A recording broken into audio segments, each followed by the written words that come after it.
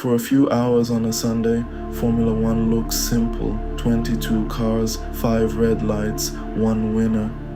But look away from the track. Look at the cameras following every corner, the sponsor names wrapped around the circuit, the hospitality suites above the garages, the freight that has crossed continents, the broadcasters, executives, celebrities, and corporate guests filling the paddock. None of that is decoration. It is the business. A promoter can pay for the right to stage a Grand Prix. A broadcaster can pay to show it. A sponsor can pay to be seen inside it. Premium guests can pay for access most fans will never experience. And Formula One can monetize all of those layers around the same event. In 2025, Formula One generated $3.873 billion in revenue. Media rights brought in the largest share, followed by race promotion and sponsorship. Beyond them sat hospitality, freight, licensing, production, and other businesses built around the championship. The remarkable part is not that Formula One makes money from racing. It is how many times the same race can be sold. To understand that machine, we first have to answer one surprisingly difficult question. Who actually owns Formula One? Formula One is not one company doing everything. The FIA is the sport's governing body. It owns the championship and controls the sporting, technical, and safety framework. The teams build and race the cars, the drivers work for those teams, promoters stage the individual events. Then there is Formula One itself, the commercial rights business. Under agreements with the FIA, Formula One holds the exclusive commercial rights to the championship through the end of the year 2110. That date matters because the most valuable thing here is not a circuit, a car, or even a team. It is the right to package the championship and turn global attention into contracts. Long before Liberty Media arrived, Bernie Ecclestone understood that better than almost anyone. In a 2015 Formula One interview, Ecclestone described how he proposed creating a company around the sport's commercial rights, while other team principals chose to focus on racing. Over decades, the business around television, promoters, and commercial agreements became inseparable from modern Formula One. Then came the biggest ownership change of the modern era. Liberty Media announced its deal for Formula One in 2016 and completed the acquisition in January 2017.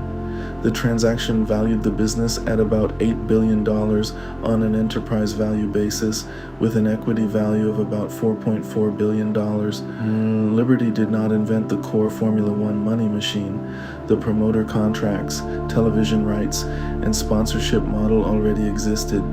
What changed was the ambition to widen the machine. More digital distribution, more direct fan engagement, more premium experiences, new races, new partners, and eventually a much larger entertainment ecosystem around the sport.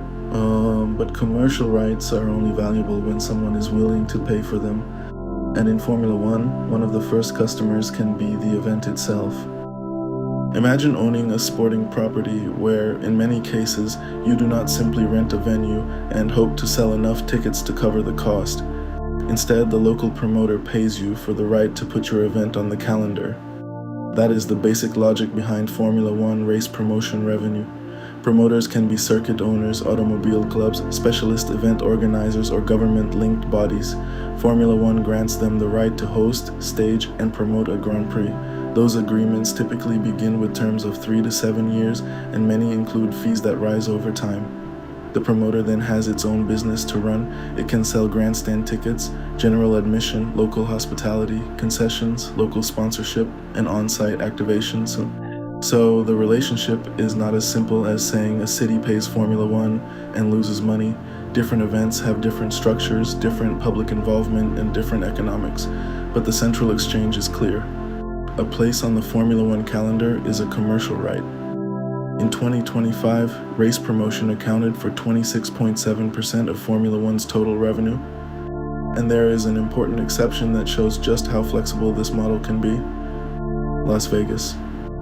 From 2023 through 2025, the Las Vegas Grand Prix was the only Formula One event directly promoted by Formula One itself. That meant Formula One took on more of the responsibility for developing and operating the circuit and paddock facilities, and in return collected ticketing and other event revenue directly.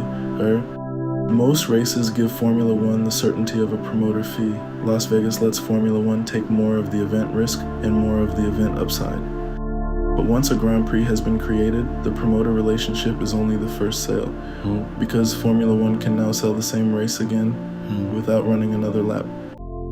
A Grand Prix happens once in one place. The broadcast can happen everywhere. That difference is one of the most powerful pieces of Formula One's economics. Formula One licenses broadcasters to show races, qualifying, practice, highlights, and other programming in specific countries, regions, and languages. Some viewers watch free-to-air television, others pay through premium sports packages, others use Formula One's own direct-to-consumer product, F1 TV. In 2025, Formula One held more than 50 broadcast agreements around the world, and media rights were its single largest primary revenue category, 31.3% of total Formula One revenue. Think about what that means. The promoter in one country has already paid for the right to stage the event. Formula One can then license the pictures from that event across multiple territories. A British viewer, an Italian viewer, an American viewer, and a fan in Asia can all be watching the same race through completely different commercial arrangements. The product is duplicated without duplicating the race, and the distribution strategy keeps changing with technology. In the United States, Formula One entered a 5-year agreement making Apple its exclusive US broadcast partner from 2026, while F1 TV Premium remains integrated into that subscription arrangement. That is more than a television deal. It shows how valuable control over distribution has become, because a sport with global rights can keep adapting how it reaches fans. Traditional television, streaming, direct-to-consumer products, highlights, social clips, and archive material, while the core event remains the same. But even after Formula One has sold the right to host the race and sold the right to watch the race, it still has not finished monetizing the attention. Now look at the circuit again. Look at the barriers, the bridges, the podium, the clocks, the interview backdrops. The audience itself is another product. A Formula One car can travel more than 300 kilometers an hour. A sponsor does not need it to stop. It needs millions of people to notice what is attached to the spectacle. Formula One sells event-based advertising, race title sponsorships, global partner positions, and official supplier relationships. The same weekend that creates promoter and broadcast revenue also creates an enormous inventory of brand exposure. In 2025, sponsorship represented 21.7% of Formula One's total revenue, up from 18.6% the year before. And the partner ecosystem has expanded sharply. Formula One said its partnerships more than doubled, from 12 in 2020 to 27 by the middle of 2025. The categories tell you what modern Formula One is trying to become: luxury, payments, technology, consulting, food and drink, entertainment, consumer brands. This is not simply a collection of logos placed beside a racetrack.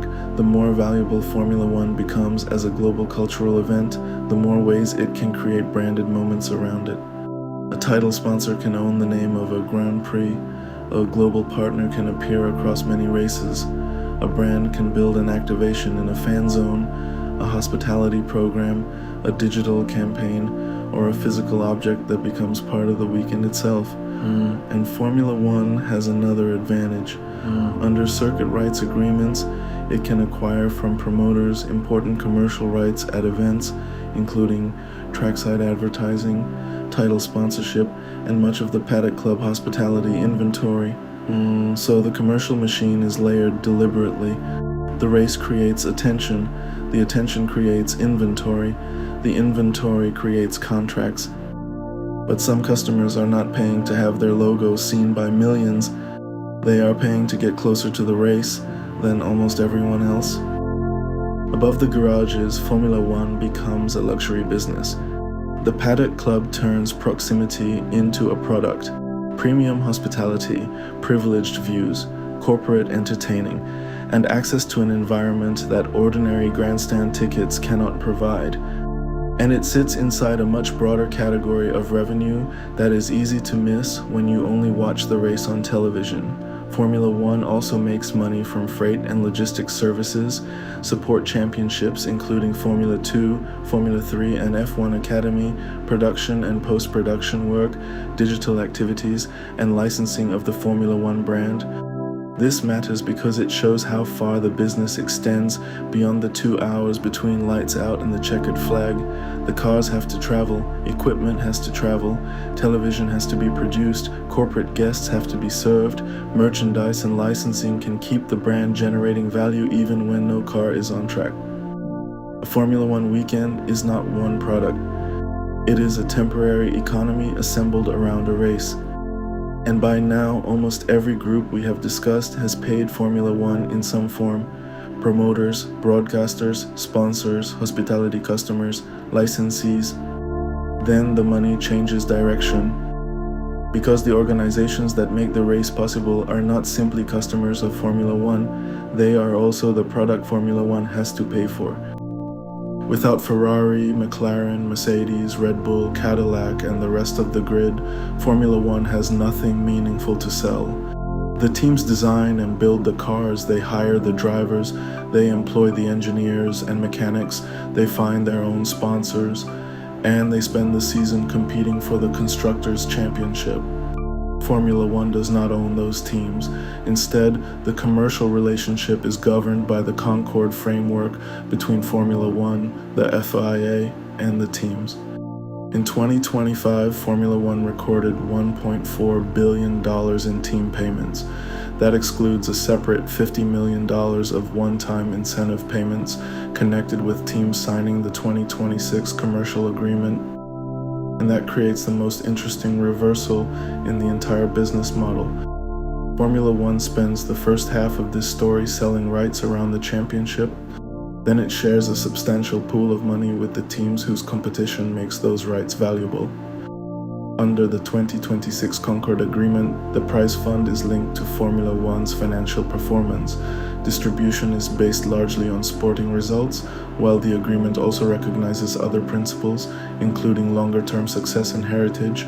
Liberty's filing specifically notes a heritage payment to Ferrari. The precise commercial formula is not fully public, so any neat internet chart claiming to know every confidential percentage should be treated cautiously. What is public is the structure of the incentive. Teams want to win because winning matters competitively, culturally, and commercially. Formula One needs those teams to remain committed because the championship is the product it sells to everyone else. And that creates a difficult problem. If the richest competitors can spend without meaningful restraint, the sporting gap can become an economic gap. A championship that becomes too predictable risks weakening the product everyone is paying for. So, Formula One's commercial growth story eventually meets a very different kind of rule: a spending limit. The cost cap sounds simple. It is not. For 2026, the FIA financial regulations set a base cost cap of $215 million when 24 or fewer competitions take place, adjusted where applicable for indexation. But that number is frequently misunderstood. It does not mean a Formula One team can spend only $215 million on absolutely everything. The regulations apply the cap to defined relevant costs and contain exclusions and adjustments. That distinction matters. The deeper purpose is economic as much as sporting. Formula One needs technical excellence and rivalry, but it also needs a grid in which enough teams can imagine a path to competitiveness without an unlimited spending war. A healthier competitive structure can make the championship more sustainable for owners, sponsors, and new entrants. It can also make teams themselves more valuable because financial discipline changes the relationship between performance and spending. This is where the sport and the business become impossible to separate. The regulations shape the competition. The competition shapes the audience. The audience shapes the commercial rights. And once Liberty had a more stable economic foundation underneath the teams, it could push much harder on the other side of the equation. not just controlling the cost of the show, expanding the number of people who wanted to watch it. When Liberty Media bought Formula One, the sport was already global. The opportunity was to make the business feel global every day of the year, not only on race Sunday. That meant digital content, social media, streaming, new event experiences, more aggressive licensing, a stronger push into the United States, premium hospitality, new sponsors, fan events, and entertainment projects capable of reaching people who might never have chosen to watch a Grand Prix on their own. Drive to Survive became one of the most visible symbols of that shift, but it was never the whole strategy. The transformation becomes easier to see when several signals move together. Formula One reported total season attendance of 6.7 million in 2025. That was up from 4.2 million in 2019. 19 of the 24 races that year sold out. Its social media following reached 114.5 million by the end of 2025. In 2018, it had been 18.7 million. By the middle of 2026, Formula One reported more than 125 million social followers. At the same time, the sport built deeper commercial relationships around some of its biggest markets. Miami became a long-term fixture. Las Vegas became a directly promoted showcase. Apple took exclusive United States broadcast rights from 2026. The Formula One movie extended the brand into cinemas and streaming, and licensing partnerships placed Formula One into fashion, toys, gaming, and wider consumer culture. At the center of that expansion is Formula One's president and chief executive officer, Stefano Domenicali. He took the role in 2021 with an agreement to lead the business through 2029. But the important point is not that every new fan came from Netflix America or one marketing campaign. The point is that Formula One became better at turning racing into a year-round entertainment property. More people attending races can make calendar slots more valuable. More viewers can make media rights more valuable. More attention can make sponsorship more valuable. More cultural relevance can make hospitality, licensing, and partnerships more valuable. Each part of the machine can strengthen the others. And that brings us back to where we started. The grid. 5 red lights. 22 cars waiting to move. At the beginning, this looked like the entire product. Now look again. Behind the cars are 11 teams that build the machines and employ the stars. Around them are promoters turning circuits and city streets into Grand Prix weekends. Above them are cameras feeding broadcasters around the world. Across the barriers are sponsors buying attention. Inside the paddock are hospitality customers paying for proximity. And behind all of it sits a commercial rights business with contracts that can stretch for years and rights to the championship that run to the end of the year 2110. Formula One's genius is not simply that millions of people love fast cars, it is that the same moment can create value for many different customers at once. A city gets an event, a broadcaster gets content, a sponsor gets attention, a guest gets access, a team gets a stage on which to compete. And Formula One sits in the middle, packaging the rights around all of them. But there is one thing the business cannot manufacture by itself. The reason any of this matters in the first place. The race, the noise, the risk, the rivalries, the engineering, the drivers, and the uncertainty when the lights go out. That is the emotional center of Formula One. But it is only the center of the machine. The business is everything built around it.